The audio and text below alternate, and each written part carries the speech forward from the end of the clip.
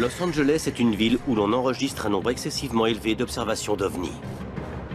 On est en train de visionner la vidéo. Waouh! T'as vu ça, mon vieux? C'est dingue! Certains pensent que l'observation d'OVNI la plus impressionnante de l'histoire a eu lieu ici, pendant la Seconde Guerre mondiale. Quand des centaines de soldats américains ouvrirent le feu sur de mystérieuses cibles mobiles au cours de ce que l'on a appelé la bataille de Los Angeles. C'était bien avant qu'on ait entendu parler de soucoupes volantes. Pourtant, des milliers de personnes ont témoigné avoir vu de très étranges phénomènes cette nuit-là. Les récits de témoins oculaires, Quelque chose a attiré mon attention. C'était très gros et ça fonçait droit sur nous. les documents déclassifiés et de nouvelles preuves Oui, il y a là une chose que je n'avais pas remarquée avant. permettront-ils de faire la lumière sur un événement qui terrifiait la Cité des Anges? Des objets volants non identifiés ont été aperçus dans nos cieux depuis des décennies. Des milliers d'observations d'OVNI ont été répertoriées dans les dossiers officiels du gouvernement. La plupart ont une explication logique, scientifique. Pourtant, certains cas sont restés inexpliqués, classés top secret, non identifiés. Les dossiers récemment rendus publics peuvent-ils révéler la vérité sur ces apparitions d'OVNI?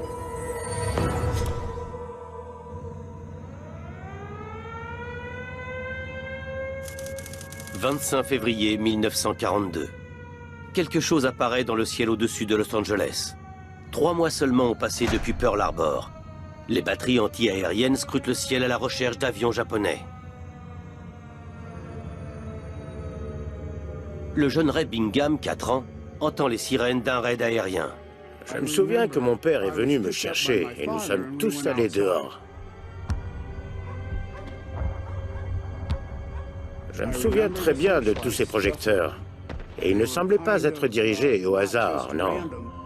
Ils cherchaient un point précis dans le ciel.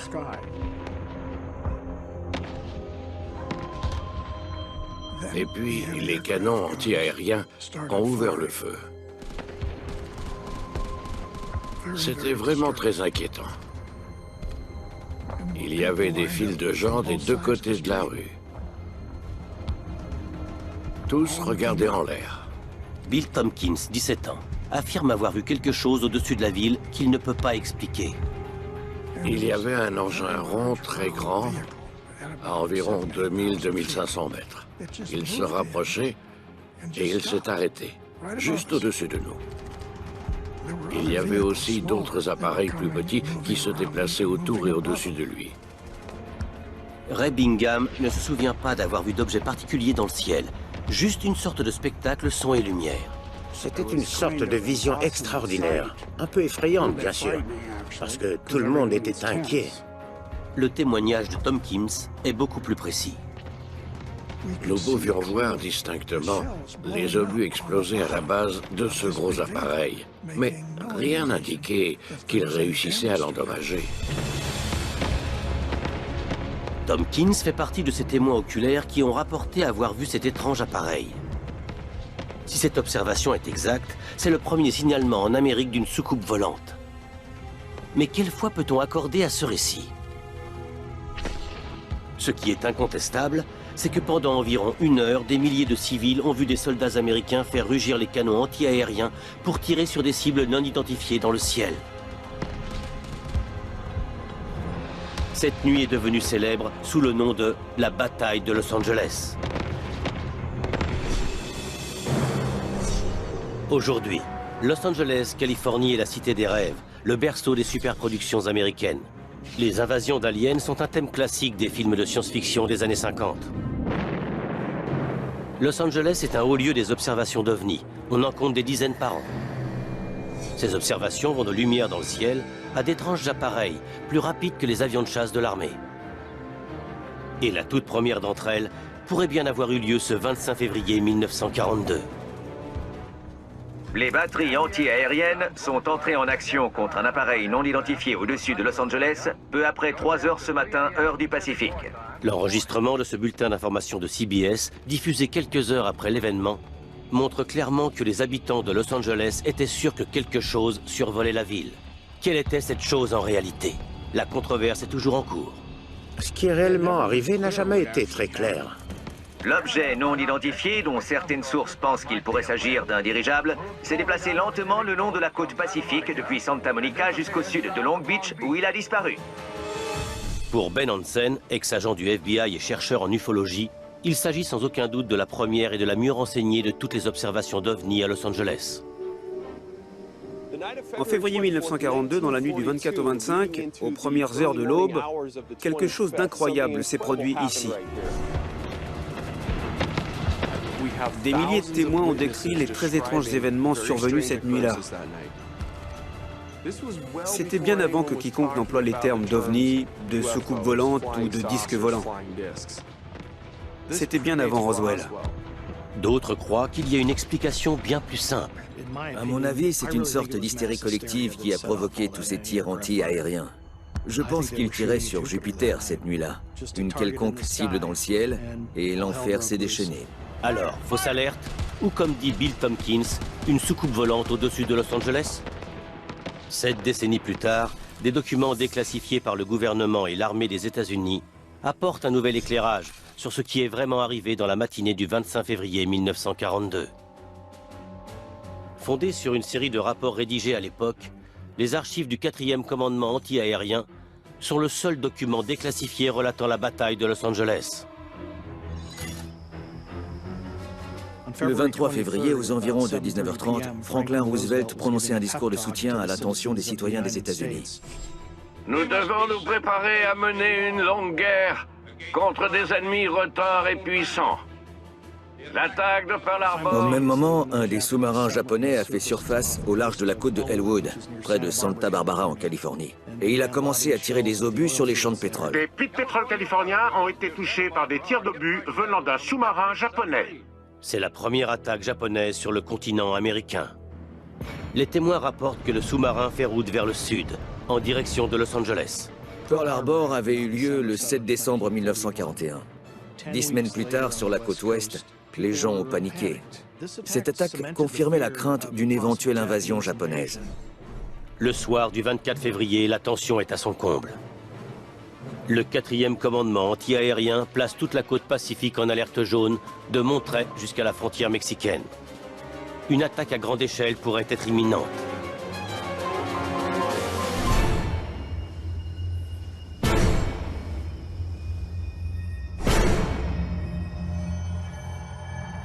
Plus de 250 canons anti-aériens sont pointés vers le ciel. Les artilleurs inexpérimentés sont nerveux. Une attaque est possible. Les documents déclassifiés du gouvernement relatent un changement soudain, juste avant 2 heures, ce matin du 25 février.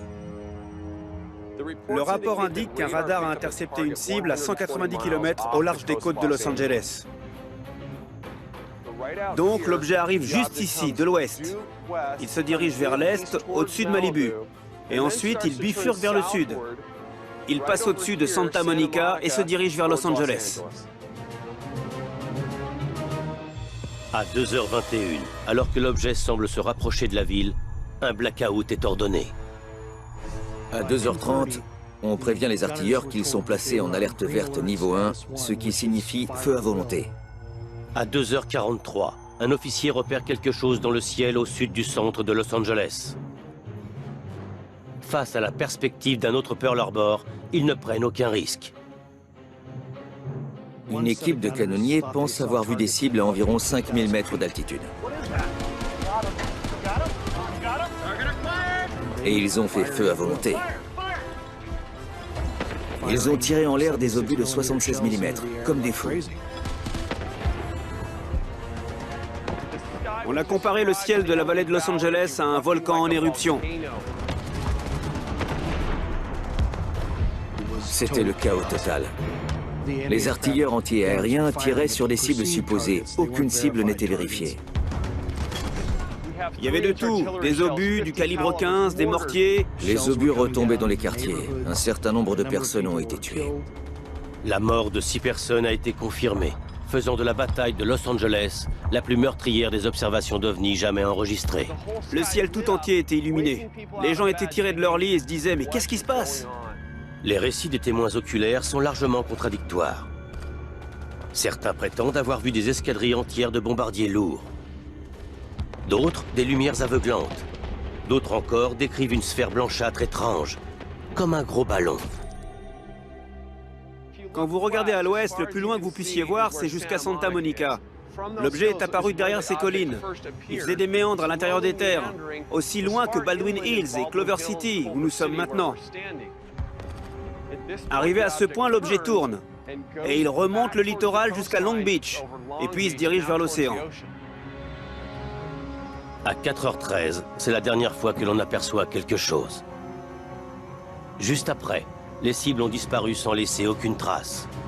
Aucune bombe n'a été larguée, aucune perte n'a été déplorée.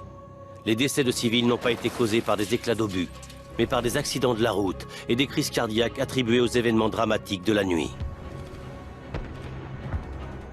L'armée américaine a tiré 1400 obus dans le ciel, sans qu'une seule cible ennemie ne soit touchée ou abattue, laissant civils et soldats incertains de ce qu'ils venaient de voir. S'agissait-il d'une fausse alerte? D'un raid aérien japonais qui avait échoué?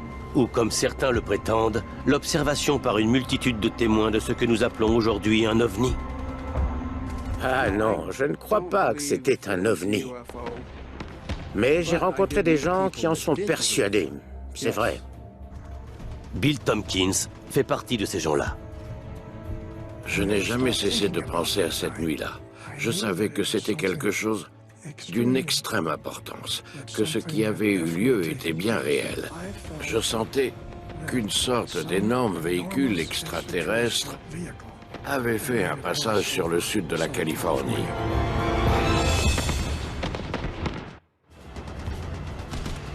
« 25 février 1942. Les artilleurs anti-aériens ont tiré plus de 1400 obus sur un objet mystérieux flottant au-dessus de la ville. Cet objet est peut-être le premier ovni de Los Angeles. Au cours des 70 dernières années, la Cité des Anges a été un foyer d'observation d'ovnis. Certaines de ces observations proviennent de sources militaires hautement qualifiées, dont celle-ci, datant de 1954. Survolant la ville de Los Angeles, 2 pilotes d'essai relatent avoir aperçu un objet dans le ciel. Ils le décrivent comme un crayon fin, stationnaire, à l'horizontale et paraissant solide et métallique. Cette observation a été classée dans le projet Blue Book, une commission mise en place par l'US Air Force qui a enquêté sur 12 000 observations d'OVNI entre 1952 et 1969, date à laquelle le projet a pris fin. L'objectif de l'Air Force était de déterminer la nature de ces phénomènes. Ils collectaient ces observations et les analysaient pour essayer de comprendre s'ils constituaient une menace pour la sécurité nationale. Ils ont recueilli 12 000 témoignages et étudié séparément chacun de ces rapports. Puis ils ont développé une méthode pour regrouper ces données. Finalement, ils sont parvenus à la conclusion que presque tous avaient des origines explicables. Le projet Blue Book a classé la grande majorité des observations comme étant simplement des oiseaux, des nuages, des avions ou des étoiles. Certaines d'entre elles ont toutefois été répertoriées comme inexpliquées. Sur les 12 000 cas, 701 demeurent non identifiés. Il n'y a aucune explication connue. Ces observations, faites à Los Angeles en 1954, restent dans les dossiers de l'Air Force dans la catégorie non résolue et non identifiée. 12 ans auparavant, bien avant la naissance du projet Blue Book, alors même que le concept d'OVNI n'existait pas, quelque chose de non identifié apparaît dans le ciel de Los Angeles, qui déclenche une réaction militaire massive de la part des patrouilles côtières nerveuses après l'attaque de Pearl Harbor. Nous pouvons voir de nombreux obus exploser près de l'objet, mais aucun ne semble l'atteindre.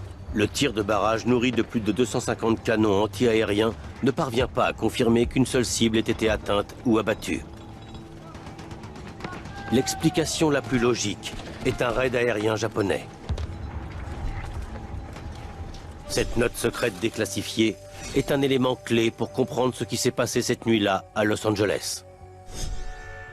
Datée du 26 février 1942, le lendemain de l'événement, elle est envoyée au président Roosevelt par le chef de l'état-major de l'armée George Marshall. Marshall pense qu'on a tiré sur des avions non identifiés, qui ne seraient pas américains. Une quinzaine d'avions seraient impliqués. Mais il s'étonne qu'aucune bombe n'ait été larguée, qu'aucune perte ne soit à déplorer parmi les troupes et qu'aucun avion n'ait été abattu. Cela ne correspond pas au profil d'une attaque japonaise et démontre la confusion qui règne jusqu'au bureau du président. Les responsables de l'armée ont refusé de commenter le fait que l'objet aurait pu être un dirigeable. Aujourd'hui encore, une controverse persiste sur ce qui a survolé Los Angeles ce matin-là. Des avions japonais? Rien du tout. Ou comme certains le disent, un vaisseau extraterrestre? La bataille de Los Angeles fait la une des journaux à travers toute l'Amérique. Et la chasse aux explications commence. Tout le monde se demandait ce qui avait pu se passer. Personne ne savait rien. Personne ne semblait avoir une information très convaincante. Le secrétaire d'État à la Marine, Frank Knox, pense qu'il n'y avait rien sur Los Angeles. Il parle d'une fausse alerte due au climat de guerre et qu'il attribue à une réaction excessive de soldats américains inexpérimentés. Mais l'armée n'est pas de cet avis. Le lendemain matin, la marine a dit qu'il n'y avait pas d'avion dans le ciel. Mais l'armée a soutenu que l'alerte était réelle. Il restait donc beaucoup de choses à éclaircir. L'armée a fait exactement ce qu'on lui a demandé. Elle a reçu l'ordre de tirer sur une cible alors qu'elle était placée en état d'alerte verte. L'alerte verte avait été instaurée, elle était bien réelle. Les tirs étaient réels. Après, comment cela a été interprété? Y avait-il des avions dans le ciel? Était-ce des ballons? C'est là que les choses deviennent un peu plus troubles. Les comptes rendus de l'action consignés dans les archives du 4e commandement anti-aérien laissent clairement entendre qu'il y avait quelque chose au-dessus de Los Angeles. À 2h43, un officier de tir signale la présence d'avions non identifiés entre Seal Beach et Long Beach. À 3h28, la batterie G du 78e d'artillerie côtière signale 25 ou 30 bombardiers lourds volant au-dessus de l'usine aéronautique Douglas. À 3h33, on aperçoit 15 avions survolant la municipalité d'Artesia. Il existe 37 rapports allant de simples soldats jusqu'à celui d'un officier au grade de colonel, et tous affirment avoir distingué des cibles dans le ciel. Plusieurs témoins décrivent non pas un, mais jusqu'à 20, peut-être 200 types d'avions différents. Il n'existe cependant aucune preuve que les Japonais avaient la capacité de lancer une attaque aérienne de grande envergure sur les côtes californiennes. Dans les archives du 4e commandement anti-aérien, le commandant d'escadre Milton Durham écrit « La défense tactique a été confiée à l'anti-aérien car aucun avion de chasse n'était engagé. » Les forces armées aériennes ont préféré garder leurs appareils au sol, tant qu'ils n'auraient pas de cible confirmée à attaquer. Aucun rapport n'indique qu'ils aient jamais décollé. Si les avions qui étaient repérés n'étaient pas américains, on pourrait s'attendre à ce qu'ils soient japonais. Mais le sous-marin japonais, qui avait attaqué les champs de pétrole la nuit précédente, s'était retiré de la zone sans autre incident. Des mois plus tard, les Japonais nièrent avoir eu une quelconque implication dans la bataille de Los Angeles. On pourrait conclure à une nervosité excessive due à la guerre, si les radars n'avaient pas bel et bien détecté quelque chose. C'est l'élément clé qui a poussé les autorités militaires à décréter l'état d'alerte verte niveau 1. Le dossier officiel confirme sans aucun doute possible que 3 radars différents ont repéré cet objet au large et l'ont suivi le long de la côte. Le rapport officiel indique une cible qui a d'abord été repérée à 1h44 à 190 km de la côte. Pendant presque 45 minutes, les opérateurs de 3 radars différents l'ont suivi jusqu'à presque 5 km de la côte. Puis, il a disparu. Ça signifie qu'il y avait quelque chose dans le ciel. Nous l'avons suivi le long de la côte. C'est cet élément clé qui a alimenté les défenseurs des ovnis depuis des décennies. Si les radars ont effectivement détecté un objet et qu'il est formellement prouvé qu'il n'y avait aucun avion américain ou ennemi dans le ciel cette nuit-là, se pourrait-il que ses partisans aient raison? Cette cible qui flottait au-dessus de Los Angeles était-elle venue d'un autre monde? Ce qui rend cette histoire tellement extraordinaire, c'est que même face à ce qui ressemble à une preuve évidente établie par les radars, il reste de solides raisons de douter. Le compte-rendu officiel indique que l'officier de radio B dit que la cible est douteuse. C'était une interprétation erronée. Les radars en étaient à leur début en 1942. Ils étaient facilement induits en erreur par des nuées d'oiseaux ou des nuages bas. Les radars rudimentaires RCS 268, alors en service à Los Angeles, étaient loin d'être aussi sophistiqués et précis que ceux que nous connaissons aujourd'hui. Je suis convaincu que les cibles qu'ils ont vues cette nuit-là étaient des fantômes. Elles n'existaient pas. À cette époque, les informations radar étaient difficiles à interpréter. Et d'après les archives du 4e commandement anti-aérien, La cible s'est mystérieusement volatilisée à 5 km des côtes. Voilà pourquoi je pense qu'il s'agissait probablement d'une perturbation atmosphérique. Est-il possible que la crainte d'une attaque japonaise, combinée à une lecture radar suspecte, ait suffi à déclencher la panique? Outre les récits des témoins oculaires, il existe un document photographique pris durant cette bataille. Publié par le Los Angeles Times, c'est la plus célèbre photo de l'événement. La première fois que j'ai vu cette photo, je me suis dit « Ok, voilà peut-être enfin la preuve tangible qu'un ovni a été pris dans le faisceau des projecteurs. » Ben est sur le point de mettre au jour un mystère qui jusqu'à présent n'a jamais été rendu public. Waouh! 25 février 1942. Tandis que la ville paniquée regarde le ciel illuminé par les projecteurs, un radar de l'armée saisit quelque chose d'étrange au-dessus de leur tête et qui apparemment résiste au tir. Il pourrait s'agir du premier ovni observé par un radar, mais ce ne sera pas le dernier. Los Angeles est une ville qui continue à enregistrer un grand nombre d'observations étranges d'ovnis. Le projet Blue Book, mis en place par l'US Air Force, a enquêté sur une observation qui a eu lieu au sud de El Toro, en Californie. Pendant plus de 8 heures, l'OVNI a été observé par la population locale et suivi par les radars. 70 pages et plus de 30 photos sont consacrées dans le dossier à cette anomalie rapportée par l'installation radar. Des hélicoptères et des avions furent envoyés pour l'intercepter, mais ils ne purent trouver l'objet non identifié. Les enquêteurs ont conclu que les écho-radars ont été causés par un quelconque phénomène local. Les observations visuelles furent attribuées à une imagination hyperactive. Le même phénomène s'était-il produit en 1942? L'événement de Los Angeles dispose d'un élément clé que l'observation d'El Toro n'a pas eu. Une photo parue dans le Los Angeles Times qui a capturé le moment spectaculaire où les lumières semblent converger sur quelque chose dans le ciel. Le chercheur en ufologie Ben Hansen se trouve près de l'endroit où il pense que la photo a été prise. Nous ne savons pas grand-chose de l'endroit où a été prise cette photo. C'est la seule preuve en image de cette nuit-là. Mais la plupart des gens pensent que ça s'est passé quelque part près de Baldwin Hills, derrière moi. Vous voyez, ça correspond assez bien. Le relief des collines, la perspective, et ça correspond au dire des témoins qui ont vu l'objet s'avancer dans les terres avant de repartir vers la côte. Mais y a-t-il quelque chose sous les projecteurs? Nous n'avons qu'un seul moyen de savoir s'il y a vraiment un objet sur cette photo. Je dois mettre la main sur le négatif original. Le seul qui puisse nous aider est l'archiviste du Los Angeles Times à UCLA, Simon Elliott. Bien, voici la boîte 3178 de la collection du LA Times. Et les négatifs que vous cherchez devraient se trouver ici. Plus de 4 millions de photos historiques du Los Angeles Times sont sous la responsabilité d'Elliott. Et celui-ci, c'est le négatif original. C'est complètement sous-exposé. Regardez ça. Je m'attendais pas du tout à ce que ce soit si pâle. Les faisceaux des projecteurs sont là, mais le relief a complètement disparu. Oui, on ne voit vraiment pas grand-chose. Ça, c'est la photo telle qu'elle est parue dans le Los Angeles Times.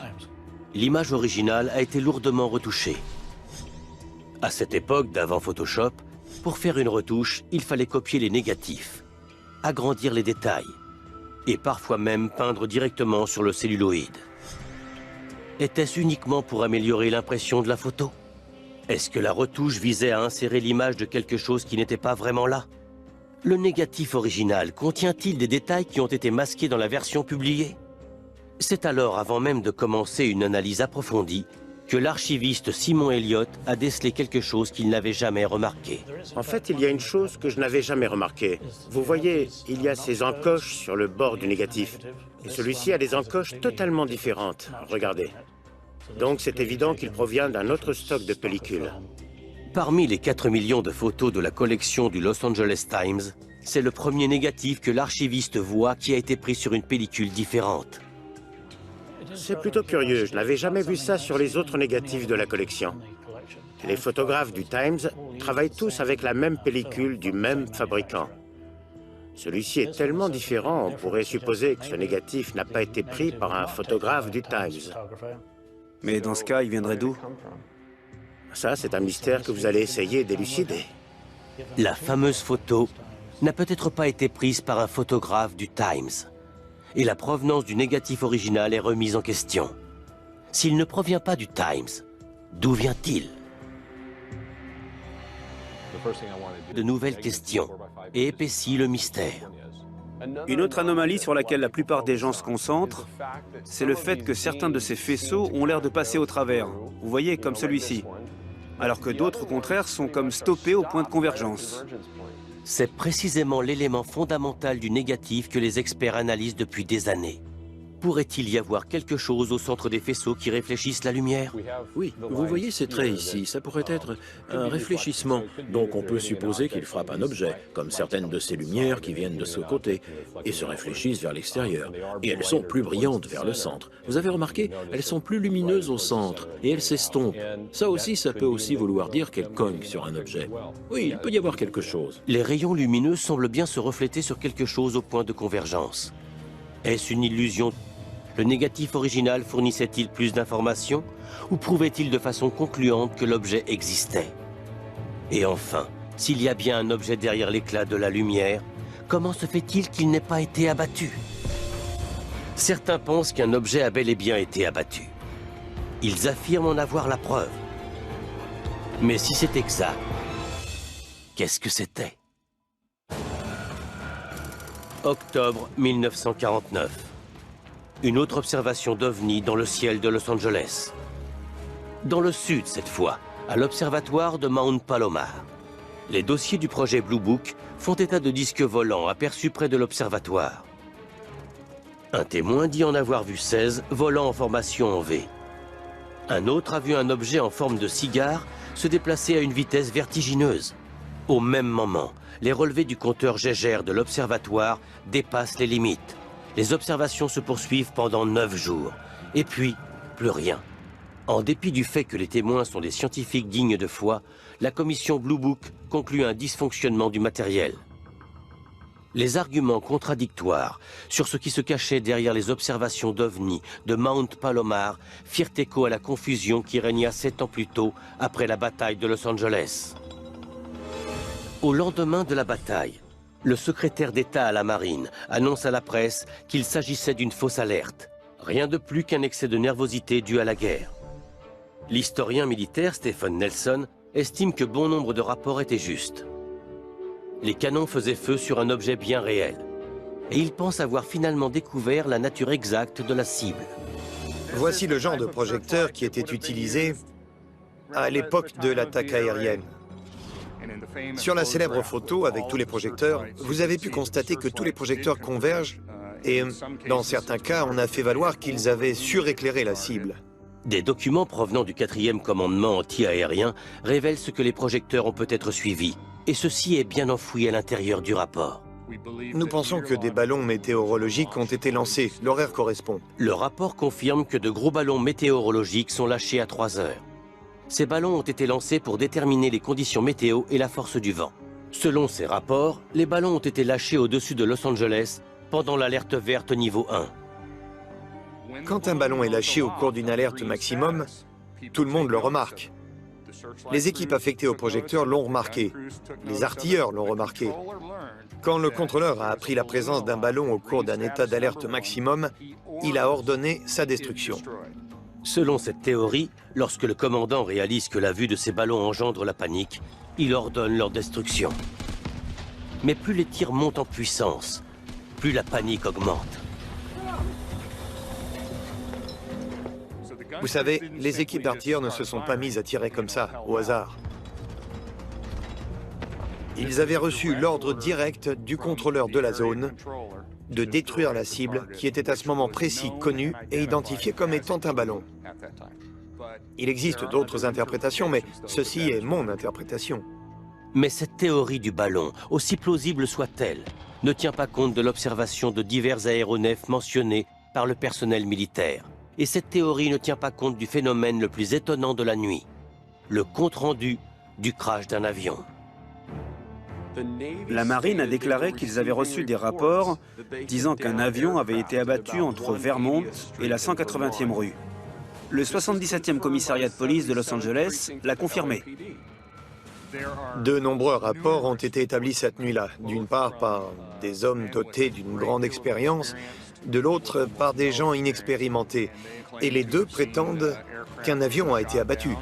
Voici une déclaration surprenante. La police de Los Angeles, la marine des États-Unis et un grand quotidien, tous font état d'un crash en pleine ville. Mais aucune preuve de ce crash n'est jamais apparue. Stephen Nelson pense qu'il y a une explication toute simple. Quand des obus explosent dans le ciel, il y a souvent des débris brûlants et des cendres qui retombent. Il est possible... Vous savez, ils ont peut-être vu ce genre d'éclat tomber du ciel. En tant que spécialiste en ufologie, Ben Hansen soupçonne que cette histoire n'est pas aussi simple. Il est convaincu qu'on ne peut pas aussi facilement éluder les rapports de la police et de la marine. C'est une chose de dire « ouais, on a peut-être touché quelque chose, c'est peut-être tombé », mais c'en est une autre de dire « nous l'avons devant les yeux ». Je pense que nous avons suffisamment de témoins et suffisamment de gens catégoriques disant « oui, nous avons abattu tel type d'appareil » pour espérer que quelqu'un en ait récupéré un morceau. Les Japonais affirment qu'ils n'avaient aucun avion au-dessus de Los Angeles. L'armée de l'air n'a pas donné l'ordre aux chasseurs d'intercepter une cible inconnue. Si ces rapports officiels sont vrais, qu'est-ce qui a bien pu être abattu? Si ce n'était pas un vaisseau extraterrestre, il reste une intrigante hypothèse.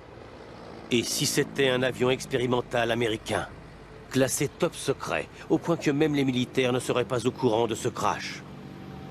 L'historien de l'aviation Peter Merlin est un expert en accidents d'avion. Il a étudié plus de 600 sites de crash.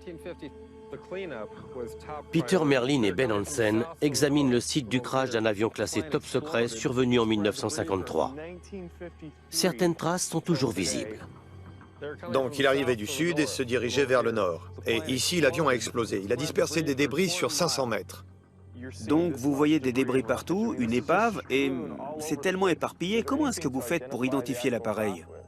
Eh bien, certaines des pièces que vous trouvez portent des numéros ou des poinçons de contrôle. Le site de ce crash de 1953 est à proximité de l'une des installations les plus secrètes et les plus sécurisées au monde, la base d'Edwards.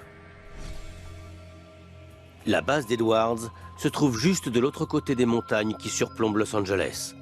En 1942, elle s'appelait Muroc. Edwards a été à la pointe de pratiquement tous les essais effectués pour mettre au point les avions de l'armée. En direct de la Californie, les premières images de la nouvelle aile volante.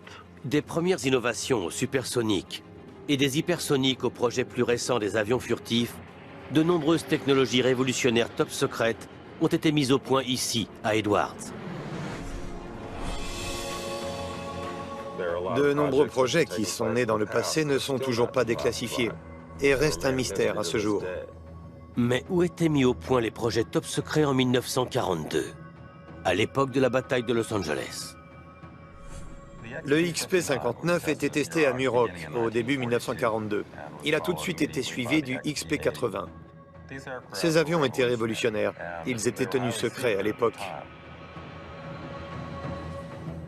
Même à Edwards, la frontière entre les avions expérimentaux top secrets et les ovnis est floue. Certains de ces engins volants à Edwards sont si étranges qu'ils pourraient facilement susciter des signalements d'ovnis. Cela explique-t-il l'étrange objet mitraillé par les canons antiaériens en 1942? Un avion expérimental top secret effacé des premiers rapports de l'attaque? Ou encore, un avion qui s'est écrasé et a dû être dissimulé pour protéger son secret capital des Japonais et des nazis? C'est une théorie intéressante, mais Merlin la trouve peu probable. Je crois qu'il n'y a pas la moindre chance qu'ils aient fait voler leurs premiers avions sur la région de Los Angeles. C'était un projet tellement secret qu'ils limitaient leurs activités aux régions désertiques, où la population était clairsemée. Aujourd'hui, Edwards reste un haut lieu d'observation d'ovnis, de l'avis même d'anciens combattants chevronnés. J'ai appelé le bureau et j'ai dit « Edwards, vous n'allez jamais croire ce que je vais vous dire. » 26 février 1942, à l'aube. Après une nuit de tirs anti-aériens, Les citoyens de Los Angeles se demandent quel genre d'engin a survolé leur ville. Pourrait-il y avoir un lien avec Muroc, le site d'essai top secret à proximité qu'on appelle aujourd'hui la base d'Edwards? Depuis 1942, Edwards est resté un haut lieu pour les ovnis. Il y a beaucoup d'histoires d'ovnis autour d'Edwards. Certaines d'entre elles sont tellement détaillées qu'elles en deviennent incroyables. Du genre atterrissage de vaisseaux habités, d'autres concernent de vagues lueurs dans le ciel ou des objets détectés par les radars. Le projet Blue Book de l'US Air Force s'est intéressé aux observations d'ovnis qui avaient un rapport avec la base aérienne. 1947. Selon le projet Blue Book, un pilote d'essai d'Edwards aperçoit une sphère oscillante à 4000 mètres. Durant les 3 jours qui suivent, d'autres personnes de la base la voient aussi. 1951. 2 pilotes de F-86 tentent d'intercepter un objet volant non identifié à 16 000 mètres. Ce signalement est d'abord attribué à un ballon météorologique. Mais les pilotes déclarent que l'appareil avait des ailes et pouvait se déplacer à une vitesse incroyable. Après enquête, le projet Blue Book livre sa conclusion. En contradiction avec tous les témoignages, c'était un ballon météorologique.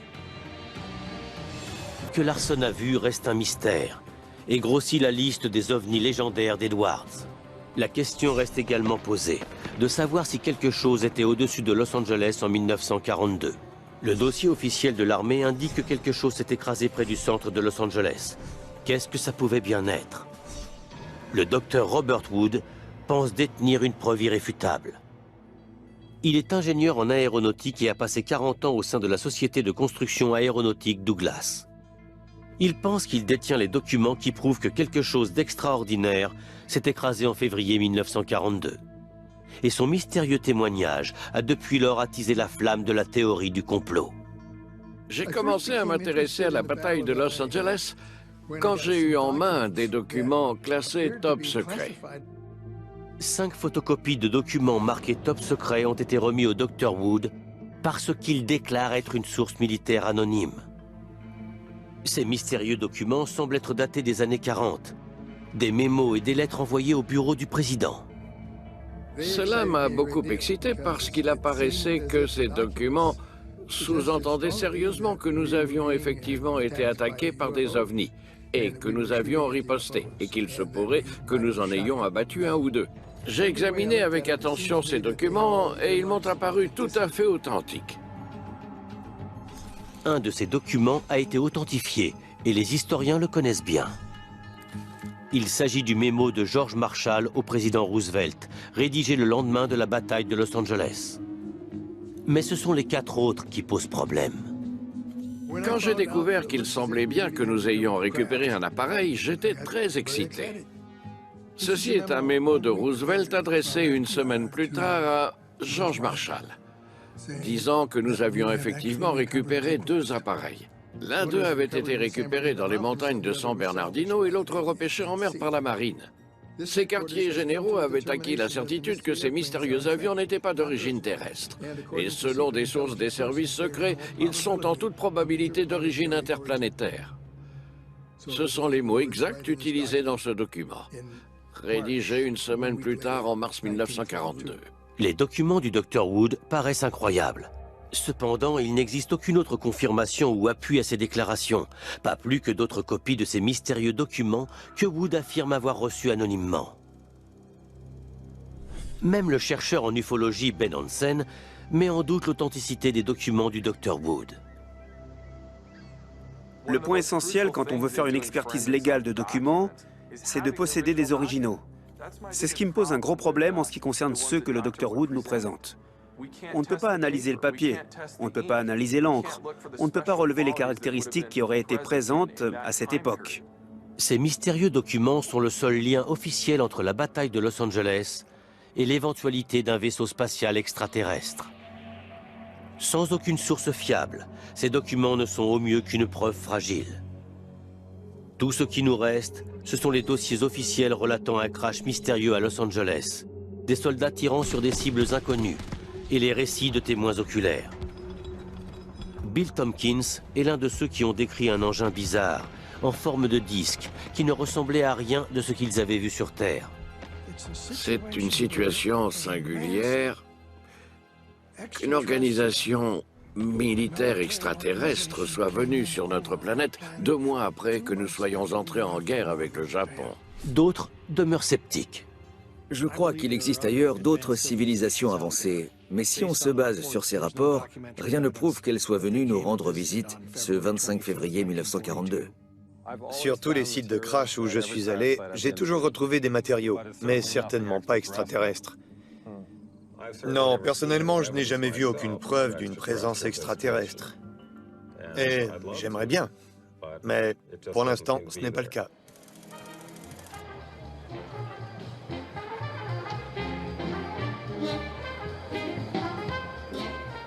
Stephen Nelson préfère une approche différente pour commémorer l'événement.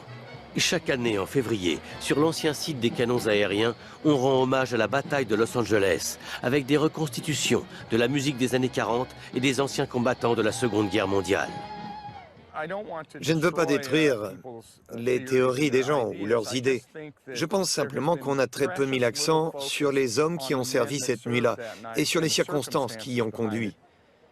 Plutôt que de la considérer comme une gêne, nous devrions en tirer une leçon.